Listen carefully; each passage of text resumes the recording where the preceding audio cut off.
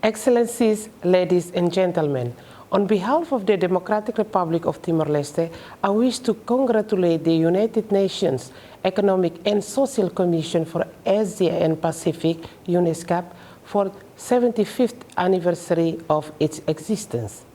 I thank Dr. Armida Ali Shabana, the Executive Secretary of ESCAP, and the Secretariat for the invitation to take part in this auspicious occasion with the theme, A Common Agenda to Advance Sustainable Development in Asia and the Pacific during the 78th session.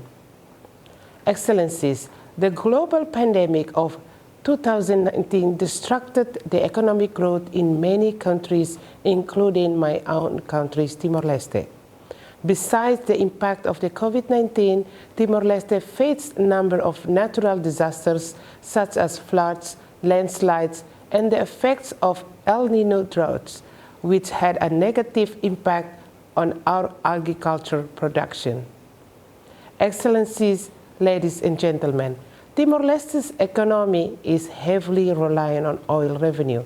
Therefore, the government of Timor-Leste contrived to diversify our economy by investing in education, agriculture, tourism, including supporting the private sector in further hands to sustain Timor-Leste's economy in the future.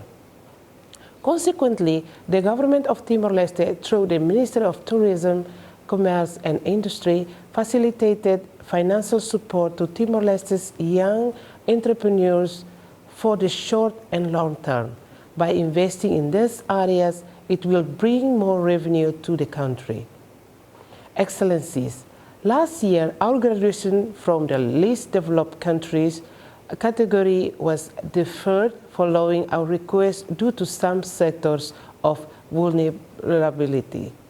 Timor-Leste believes that the postponement of graduation in the LDC's category will allow us to better navigate the consequences of the COVID-19 pandemic and to boost economic diversification in Timor-Leste.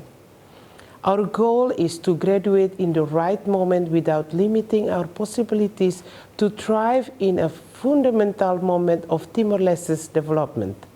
Thus, we aim to complete institutional and economic reform to prepare the country to graduate from the LDC category in the upcoming years. The coordinating Ministry of Economic Affairs, Ministry of Finance, Ministry of Foreign Affairs and Cooperation, and other related ministries have discussed the exit strategy and its implementation.